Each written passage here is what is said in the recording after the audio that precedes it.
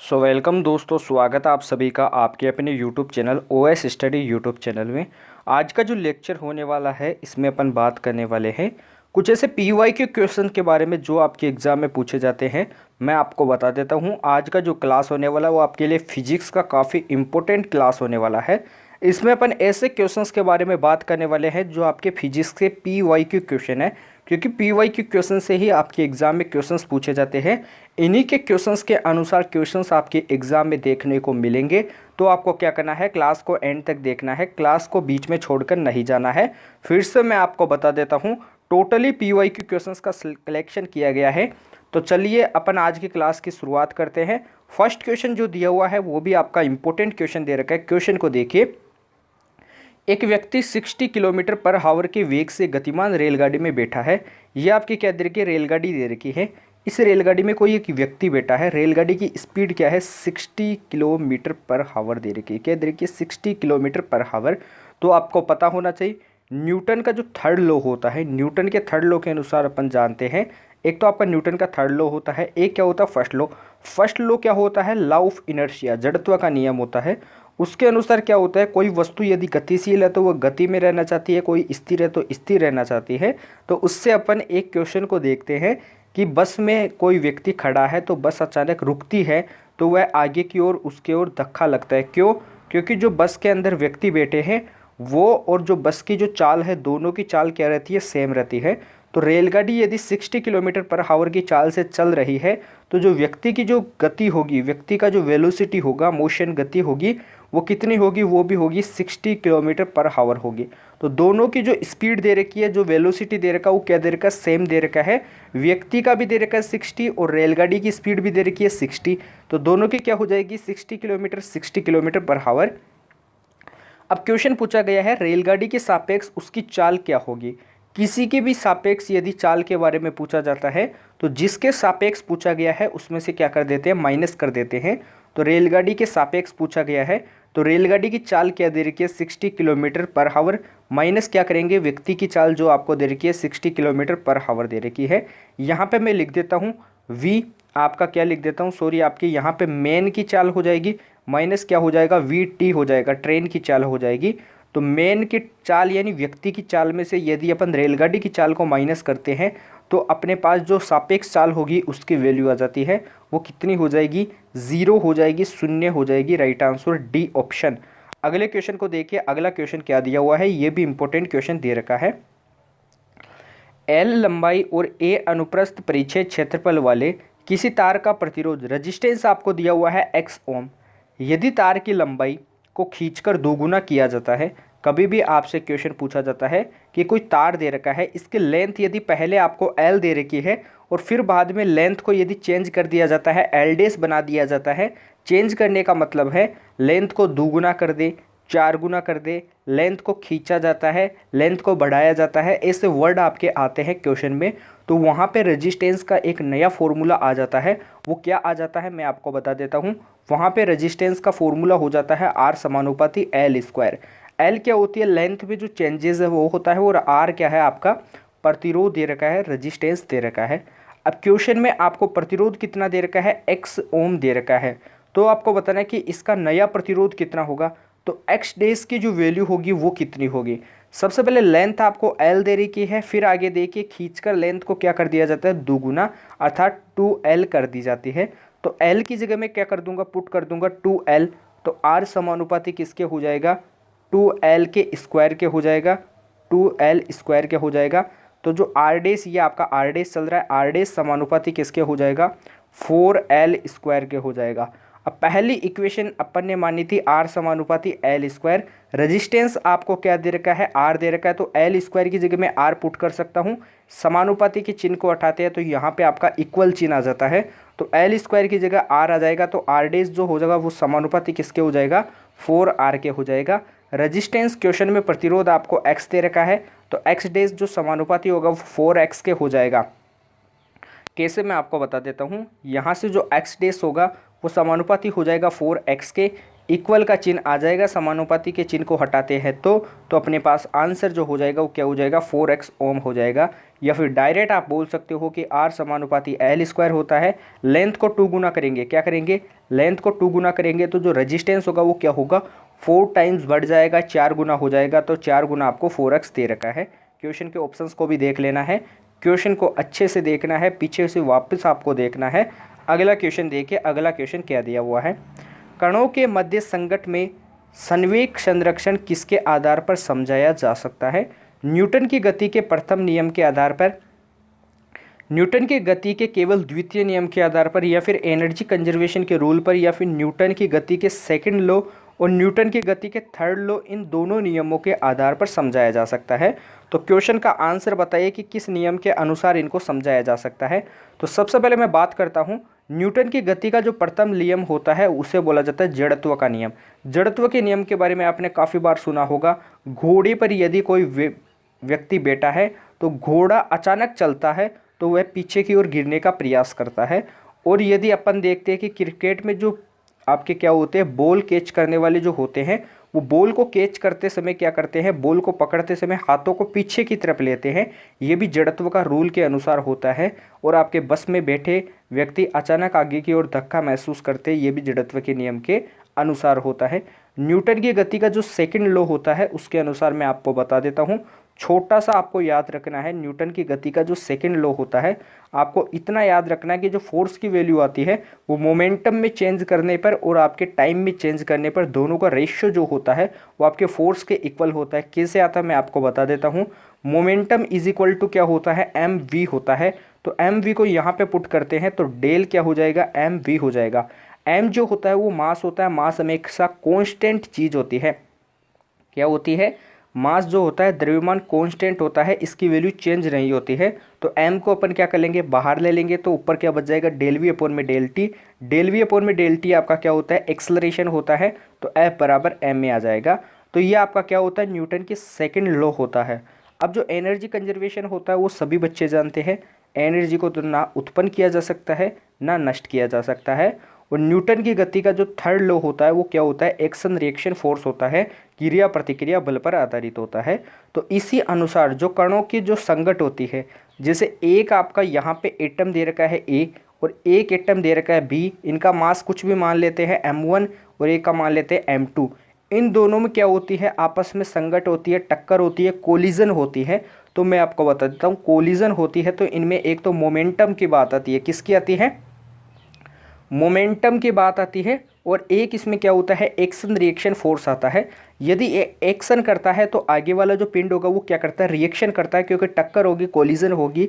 तो इसमें मैं आपको बता देता हूँ, इनको किनके आधार पर समझाया जा सकता है, न्यूटन के सेकंड लॉ और न्यूटन के थर्ड लॉ के आधार पर समझाया जा सकता है। Right answer will be the D option. अगले क्वेश्चन को देखते हैं। अगला क्वेश्चन क्या दिया हुआ है, ये भी काफ़ी इंपॉर्टेंट क्वेश्चन दे रखा है। किसी क्षैतिज और घर्षण रहित सतह पर रखे किसी मानक 1 kg के पिंड पर 3 न्यूटन और 4 न्यूटन के दो बल क्रमशः XX और YX के अनुदिश साथ लग रहे हैं, जैसा कि नीचे चित्र में दर्शाया गया है। तो क्वेश्चन का स्क्रीनशॉट ले लीजिए। इसके बाद में मैं आपको डायग्राम बता देता हूँ, डायग्राम कैसे आपको दिया हुआ है। डायग्राम काफ़ी इंपॉर्टेंट है, डायग्राम से ही आपका क्या होता है, क्वेश्चन सोल्व होता है। लास्ट में आपको बताना है कि जो परिणामी जो आपका त्वरण होगा वो कितना होगा, जो मैग्नीट्यूड होगा वो एक्सेलरेशन का वो कितना होगा। डायग्राम आपके ऐसे दे रखा है, क्वेश्चन को आपको ध्यान से देखना है। यहाँ पे आपका F1 दे रखा है, फोर्स F1 दे रखा है 3 न्यूटन, और यहाँ पे आपका दे रखा है F2 दे रखा है, वो कितना दे रखा है, 4 न्यूटन दे रखा है। डायग्राम को नोट कीजिए। ये आपका क्या हो जाता है, एक्स एक्सिस हो जाता है, ये आपका क्या हो जाता है, वाई एक्सिस हो जाता है। अब आपको बताना है कि जो परिणामी जो एक्सेलरेशन का मान होगा वो कितना होगा। सबसे पहले ये F1 जो दे रखा है वो कौन सी एक्सिस पे है, आपके एक्स एक्सिस पे है। तो एक्स एक्सिस का जो आपका क्या होता है, एक्स एक्सिस के अनुसार एकांक सदिश क्या होता है, आई कैप होता है, और वाई एक्सिस का एकांक सदिश क्या होता है, जे कैप होता है। तो मैं टोटल एफ की वैल्यू निकाल सकता हूँ, यहाँ से क्या हो जाएगी, 3 कैप प्लस क्या हो जाएगा, 4 कैप हो जाएगा। तो एफ की वैल्यू अपने पास आ गई है। एफ की वैल्यू को अपन क्या कर देते हैं, इक्वेशन फर्स्ट दे देते हैं। क्या आ गई अपने पास, 3 प्लस 4 कैप अपने पास क्या आ गई, एफ की वैल्यू। एफ का यदि अपन क्या करते हैं, मैग्नीट्यूड निकाल लेते हैं, परिणाम निकाल लेते हैं, तो मैग्नीट्यूड क्या हो जाएगा, 3 का स्क्वायर 9 प्लस 4 का स्क्वायर 16, टोटल क्या हो जाएगा 25। तो आंसर कितना आ जाएगा 5। तो एफ की वैल्यू अपने पास कितनी आ गई, मैग्नीट्यूड इसका आ गया अपने पास 5। अब अपने को निकालना है क्या एक्सेलरेशन। तो अपन जानते हैं कि एफ इज इक्वल टू क्या होता है, एम ए होता है। एम की वैल्यू अपने को क्वेश्चन में दे रखी है 1 kg। एक्सेलरेशन की वैल्यू निकालनी है, एफ की अभी अपन ने निकालनी है 5। तो एक्सेलरेशन की वैल्यू क्या हो जाएगी, एफ अपॉन में एम हो जाएगी। तो आंसर कितना आ जाएगा 5 मीटर पर सेकेंड स्क्वायर आ जाएगा। Right answer is the C option. अगले क्वेश्चन को देखते हैं, अगला क्वेश्चन क्या दिया हुआ है, नोट कीजिए इसको भी। जो अगला क्वेश्चन दे रखा है इसे देखिए, ध्वनि की प्रबलता किससे संबंधित होती है, इसकी फ्रिक्वेंसी, इसके एम्पलीट्यूड, इसकी चाल यानी स्पीड, या फिर इसके तारत्व पिच।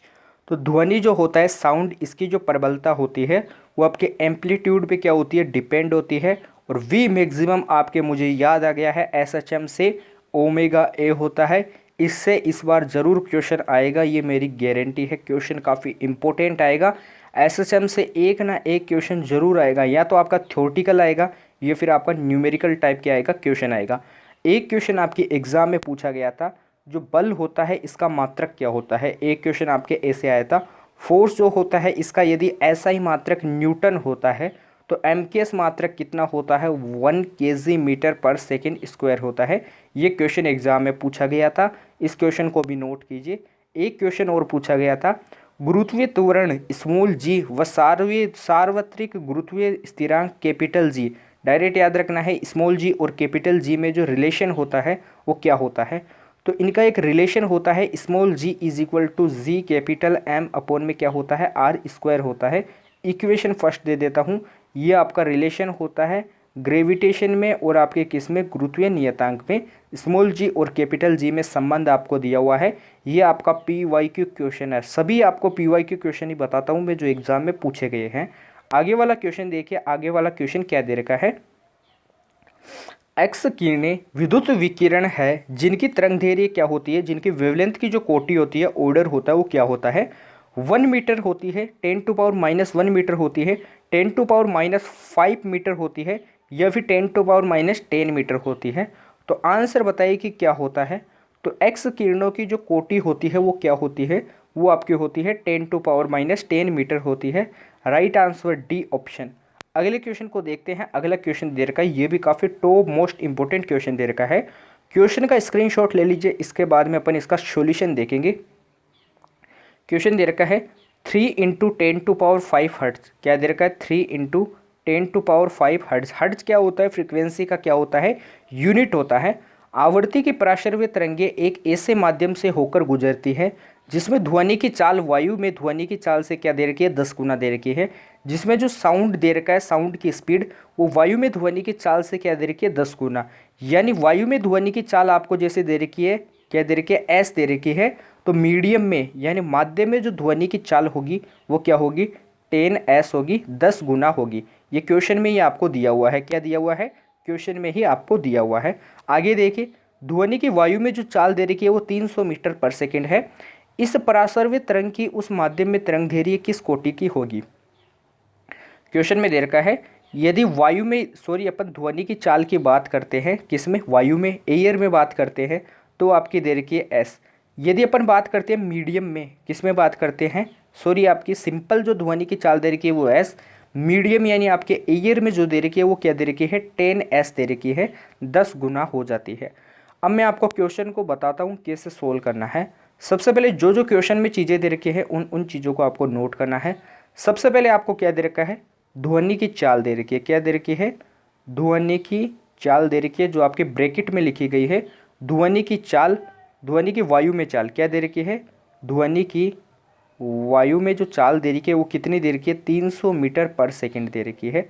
अब आपको क्वेश्चन में बोला गया है कि माध्यम में जो ध्वनि का जो वेग होगा, माध्यम में ध्वनि का जो वेग होगा वो क्या होगा, चाल का 10 गुना होगा।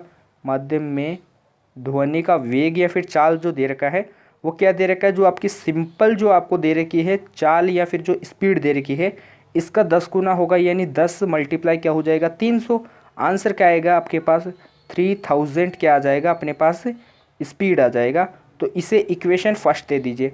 अब बात करते हैं अपन आगे फॉर्मूले के बारे में। तो वेलोसिटी फ्रिक्वेंसी में आपने एक संबंध देखा होगा, v is equal to n lambda होता है। v आपका वेलोसिटी, एन आपका फ्रिक्वेंसी, लेमडा आपका वेवलेंथ होता है। अपने को यहाँ से लेमडा की वैल्यू बतानी है। किसकी वैल्यू बतानी है? लेमडा की वैल्यू। वो हो जाएगी v अपॉन में एन। v की वैल्यू अभी अपन ने निकाल ली है, कितनी? 3000 निकाल ली है। नीचे n क्या होता है? फ्रिक्वेंसी, जिसकी वैल्यू दे रखी है अपने को 3 × 10⁵ हर्ट्ज़। अब इसको सोल्व करेंगे तो ऊपर आपका क्या बचाएगा? 10⁻3। इसको आगे सोल्व करते हैं तो अपने पास लेमडा की वैल्यू क्या आ जाएगी? 1/100 बच जाएगा। लेमडा किसमें? मीटर में।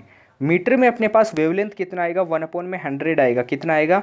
1/100 मीटर आएगा। लेकिन ऑप्शन में अपने को सेंटीमीटर दे रखा है, तो सेंटीमीटर में निकालने के लिए अपन 100 से मल्टीप्लाई करा देंगे, तो आंसर इज इक्वल क्या आ जाएगा? 1 सेंटीमीटर आ जाएगा। Right answer A option. अगले क्वेश्चन को देखते हैं। अगला क्वेश्चन क्या दिया हुआ है? यदि किसी कण पर एक नियत बल कार्यरत हो तो उस कण का विस्थापन समय ग्राफ कैसा होगा?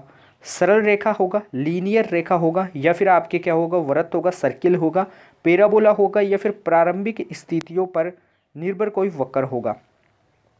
तो मैं आपको बता देता हूँ। कोई आपको क्या दे रखा है? किसी कण पर एक नियत बल कार्य करता है। क्या करता है? नियत बल कार्य करता है। तो उस कण का जो क्या होता है? विस्थापन, जो समय ग्राफ होता है, वो आपका कैसा बनता है? बिल्कुल ऐसे बनता है, पैराबोलिक रूप में बनता है। किसके रूप में? पैराबोलिक रूप में। क्योंकि परवलय आपके कैसे बनता है? ऐसा बनता है, तो परवलय के रूप में बनता है। तो कैसा हो जाएगा? परवलयकार हो जाएगा। ग्राफ कैसा होगा? परवलय के रूप का होगा। अगले क्वेश्चन को देखिए। अगला क्वेश्चन क्या दिया हुआ है? निम्नलिखित में से कौन सा एक पृष्ठ तनाव का परिणाम नहीं है? वर्षा की बूंद गोलाकार होती है, ये पृष्ठ तनाव का क्या होता है? परिणाम होता है। एग्जाम्पल होता है केसिकी या ओनियन भी होता है। साबुन या डिटर्जेंट द्वारा मेल का दूर होना भी क्या होता है? सरफेस टेंशन पर डिपेंड होता है।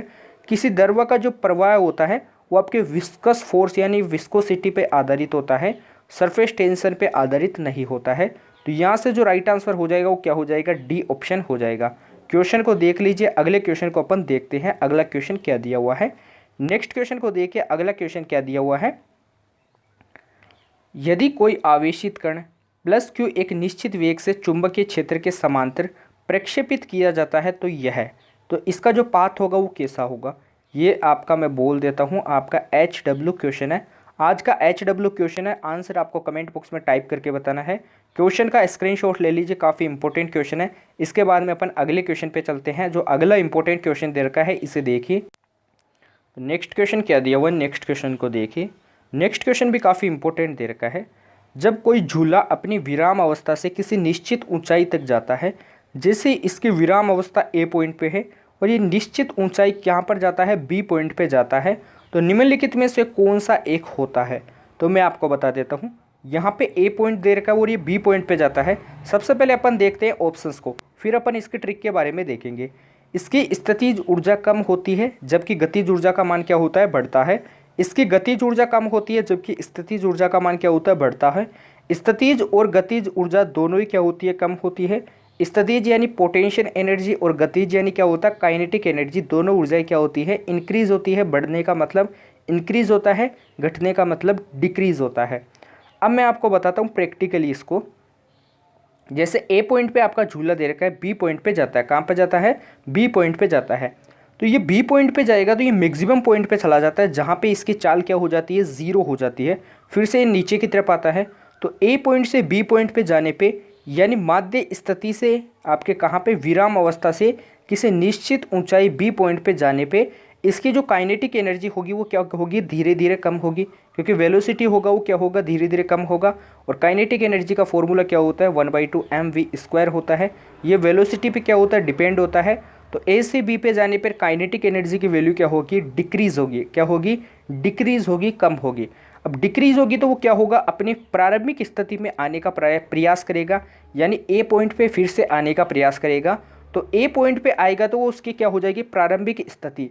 और जो स्थिति की बात की जाती है उसमें क्या आता है? पोटेंशियल एनर्जी आता है। तो उसकी जो स्थितिज ऊर्जा होगी वो क्या हो जाएगी? बढ़ जाएगी, क्योंकि वह क्या होगा? पीछे की तरफ आने का प्रयास करेगा और अपनी प्रारंभिक स्थिति में जरूर आएगा। तो पोटेंशियल एनर्जी बढ़ेगी, क्योंकि काइनेटिक एनर्जी घटेगी तो पोटेंशियल एनर्जी क्या होगी? बढ़ेगी। दोनों क्या दे रखे? व्युत्क्रमानुपाती। तो क्वेश्चन का जो ऑप्शन हो जाएगा वो क्या हो जाएगा? इसकी गतिज ऊर्जा तो क्या होगी? कम होगी, लेकिन जो स्थितिज ऊर्जा होगी पोटेंशियल एनर्जी, इसका मान क्या होगा? इंक्रीज होगा। ये आपको मैंने प्रैक्टिकली बता दिया है ट्रिक के साथ। अगले क्वेश्चन को देखिए, अगला क्वेश्चन क्या दिया हुआ है, बारूद बनाने में निम्नलिखित में से किस एक का इस्तेमाल किया जाता है? Magnesium sulphate, potassium nitrate, sodium stearate या फिर कैल्शियम सल्फेट। तो बारूद बनाने के लिए जिसका प्रयोग किया जाता है वो कौन होता है? पोटेशियम नाइट्रेट होता है। क्या होता है? पोटेशियम नाइट्रेट होता है। Right answer B option. Next question के बारे में बात करते हैं। अगला क्वेश्चन क्या दिया हुआ है, ये भी आपका इंपॉर्टेंट क्वेश्चन दे रखा है। पानी में साबुन और डिटर्जेंट की मेल दूर करने की क्रिया किसके निर्माण द्वारा होती है? मिशेल निर्माण द्वारा, लवण निर्माण द्वारा, शार्क निर्माण द्वारा या फिर अम्ल निर्माण द्वारा। तो आपने 10th क्लास में देखा होगा, साबुन और डिटर्जेंट से एक क्वेश्चन बनता है जिसमें आपका डायग्राम मुझे थोड़ा सा याद है, तो वैसे पूंछ की तरह बनता है, ऐसे बनता है, पूंछ की तरह बनता है। कैसे बनता है? पूंछ की तरह बनता है। ये क्या बनता है? साबुन और डिटर्जेंट में जो प्रक्रिया होती है वो क्या होती है? मिशेल निर्माण प्रक्रिया होती है। राइट आंसर क्या हो जाएगा? ए ऑप्शन हो जाएगा, क्योंकि एनडीए में ऐसे क्वेश्चन भी काफ़ी बार पूछे जाते हैं, इसीलिए इन क्वेश्चन को भी लेना क्या होता है? अनिवार्य होता है। अगले क्वेश्चन को देखिए, अगला क्वेश्चन क्या दिया हुआ है, फिर से मैं आपको बता देता हूँ। ये भी क्या दे रखा है? गद्दर क्वेश्चन दे रखा है। क्या दे रखा है? गद्दर क्वेश्चन, जो एग्जाम में गर्दा मचाता है। क्वेश्चन को काफ़ी इंपॉर्टेंट लगा लेना है, क्वेश्चन के छपने के चांसेस काफ़ी इंपॉर्टेंट है। क्वेश्चन क्या दिया हुआ है, अपवर्तन होने पर प्रकाश की किरण के वेग से, यानी क्वेश्चन आपको दिया हुआ कि अपवर्तन होने पर प्रकाश की किरण के वेग में परिवर्तन होता है, इस संदर्भ में निम्नलिखित कथनों में से कौन सा एक सही है? किरण के विरल माध्यम से सघन माध्यम में गमन करने पर वेलोसिटी का जो मान होता है वो क्या होता है? इंक्रीज होता है। ऑप्शन ए दे रखा है। अब बात करते हैं ऑप्शन बी के बारे में। किरण के विरल माध्यम से सघन माध्यम में गमन करने पर जो क्या होता है? वेलोसिटी डिक्रीज होता है। किरण के सघन माध्यम से विरल माध्यम में जाने पर क्या होता है? वेलोसिटी का मान डिक्रीज होता है। और आपका फोर्थ ऑप्शन दे रखा है, वेलोसिटी में जो चेंजेस होता है वो मीडियम की नेचर जो होती है इस पर डिपेंड नहीं होता है। तो सभी ऑप्शंस को आपको देखना है। अब आपको आंसर बताना है कि इसमें जो आंसर होगा वो आपका करेक्ट आंसर क्या होगा। तो अपवर्तन होने पर वेलोसिटी के बारे में बात करते हैं, तो किरण जो होती है वो विरल माध्यम से सघन माध्यम में प्रवेश करती है, जिसके कारण जो वेलोसिटी होता है इसकी वैल्यू क्या होती है? डिक्रीज होती है, घट जाती है। Right answer is the B option. Question का भी स्क्रीनशॉट लेना है, ऑप्शन का भी स्क्रीनशॉट ले लेना है। काफ़ी इंपॉर्टेंट क्वेश्चन है, एग्जाम में काफ़ी बार पूछे जाते हैं।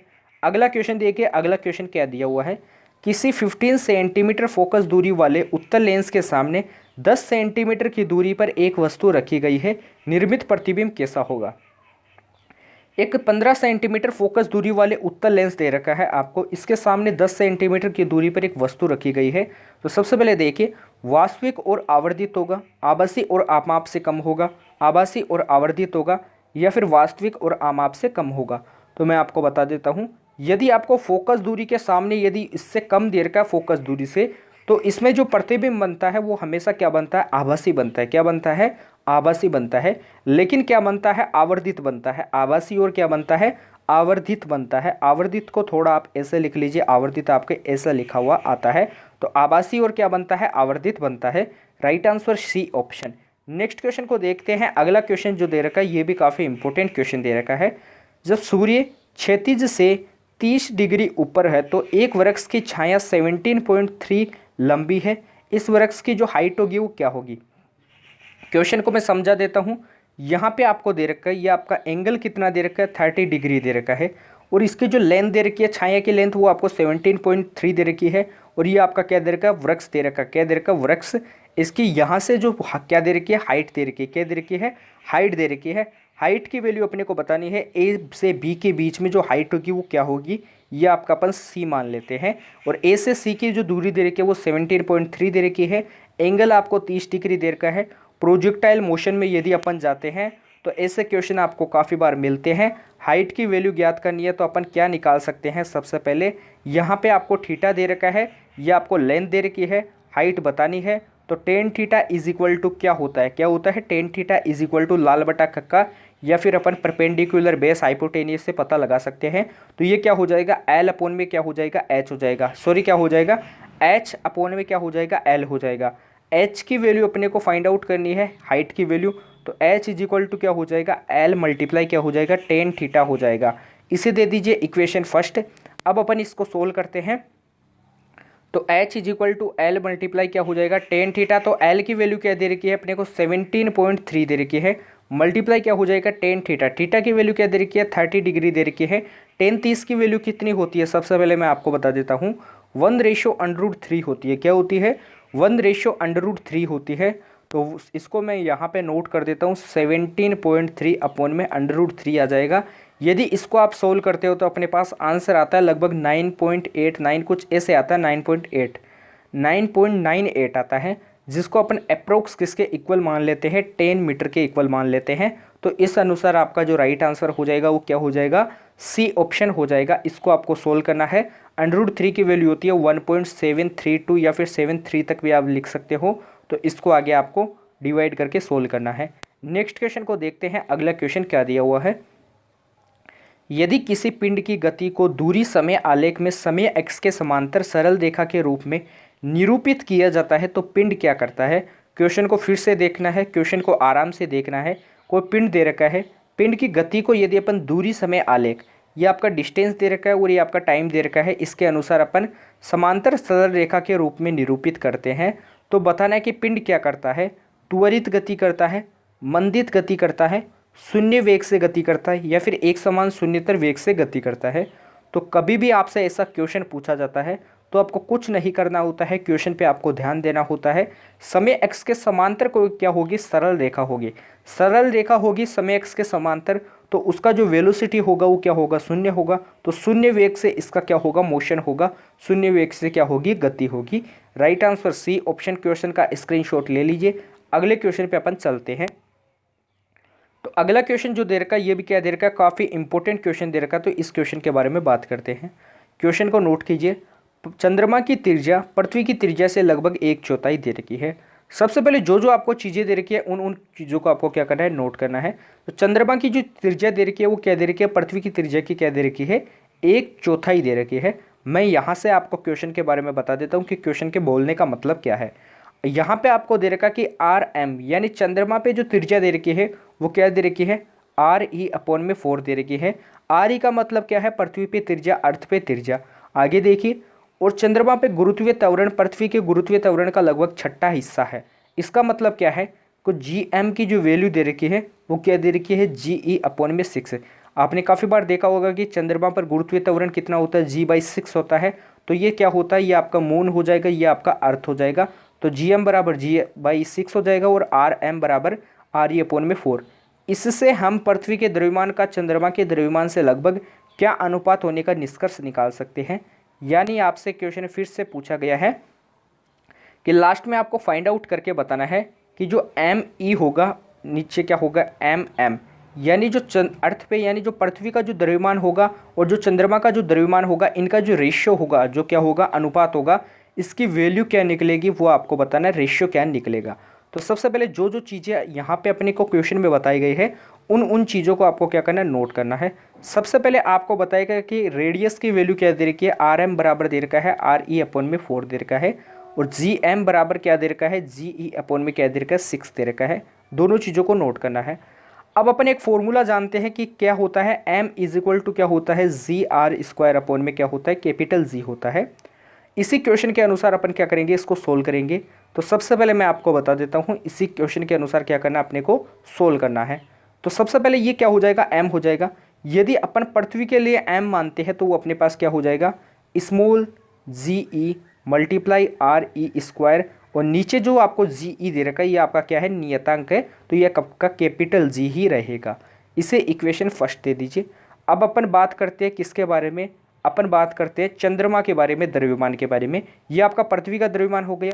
चंद्रमा का जो द्रव्यमान होगा वो क्या होगा, कैपिटल M स्मॉल m हो जाएगा। वो आपके पास क्या होगा, GM/RM² में क्या हो जाएगा, कैपिटल G। इसे इक्वेशन फर्स्ट दे दीजिए। अपने को क्या करना है, अपने को ME/ में M निकालना है। तो इक्वेशन फर्स्ट डिवाइड क्या करेंगे, इक्वेशन 2 करेंगे। तो यहाँ से मैं आपको बता देता हूँ अपने को क्या करना है, कैपिटल ME/ में क्या करना है, कैपिटल स्मॉल m करना है। तो वो आपके पास क्या हो जाएगा, वो आपके पास हो जाएगा GE/RE² में आपका कैपिटल G, नीचे क्या हो जाएगा GM/RM² और नीचे क्या हो जाएगा कैपिटल G। कैपिटल G से कैपिटल G क्या हो जाएगा, कैंसिल आउट हो जाएगा। और आंसर क्या आएगा अपने पास जी ई अपॉन में जी एम मल्टीप्लाई क्या हो जाएगा आर ई स्क्वायर अपॉन में आर एम स्क्वायर हो जाएगा। क्वेश्चन में जो वैल्यू दे रखी है उनको पुट आउट करना है, तो एम ई अपॉन में एम एम निकालना है। क्या निकालना है? एम ई अपॉन में एम एम निकालना है। तो जी ई तो आपका ऐसे कैसे रहेगा, जी एम की वैल्यू क्या है, जी एम के क्वेश्चन में दे रखी है जी बाई 6 दे रखी है, मल्टीप्लाई आर ई स्क्वायर तो आपका ऐसे कैसे रहेगा, और आर एम की वैल्यू आपको क्या दे रखी है, आर ई बाई 4 दे रखी है, तो इसका स्क्वायर हो जाएगा। स्क्वायर करेंगे तो आर ई से आर ई कैंसिल हो जाएगा, जी ई से जी ई कैंसिल हो जाएगा, 6 आपका ऊपर चला जाएगा और 4 का स्क्वायर कितना होता है 16, तो ये आपका 16 भी क्या हो जाएगा ऊपर चला जाएगा। तो एम ई अपॉन में कैपिटल एम स्मॉल एम की जो वैल्यू हो जाएगी वो क्या हो जाएगी 6 मल्टीप्लाई 16 हो जाएगा। इसको सोल्व करेंगे तो आंसर कितना आ जाएगा 96। लेकिन ऑप्शन में अपने को 96 नहीं दे रखा है, तो अपन आंसर किसको क्लिक कर देंगे, इसके अप्रोक्स 100 को क्या कर देंगे सही आंसर मान लेंगे, क्योंकि ये क्या होता है लगभग 100 के इक्वल होता है। 96 को क्वेश्चन के अनुसार ऑप्शंस के अनुसार अपन 100 के इक्वल मान लेंगे।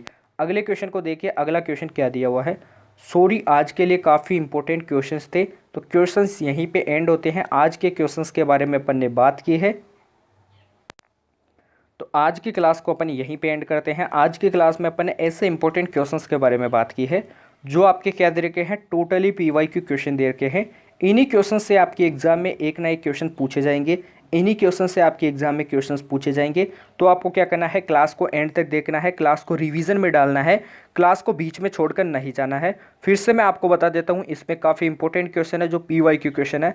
अभी तक जिन बच्चों ने क्लास को लाइक नहीं किया तो क्लास को लाइक कीजिए, चैनल को अधिक से अधिक सब्सक्राइब कीजिए, क्योंकि आपके लाइक और सब्सक्राइब ये होते हैं जो हमें मोटिवेट करते हैं आपके लिए अच्छे अच्छे क्वेश्चंस पीवाईक्यू क्वेश्चंस की क्लास लगाने के लिए। अभी तक जिन बच्चों ने चैनल को सब्सक्राइब नहीं किया है तो चैनल को सब्सक्राइब कर लीजिए, बेल आइकन को प्रेस कीजिए। डिस्क्रिप्शन में टेलीग्राम चैनल का लिंक दिया हुआ है, उसे भी आपको ज्वाइन करना है। टेलीग्राम चैनल से आपको काफ़ी फ़ायदे होते हैं, एग्जाम ओरिएंटेड क्वेश्चंस मिल जाते हैं जो आपके एग्जाम्स में पूछे जाते हैं, जिनकी पीडीएफ भी आपको टेलीग्राम चैनल पे मिल जाती है। तो आपको क्लास को अधिक से अधिक लाइक करना है, कमेंट करके बताना है कि आपको क्लास कैसी लगी। तो अपन कल मिलते हैं ऐसे बेहतरीन सेशन के साथ, तब तक के लिए जय हिंद जय भारत, धन्यवाद।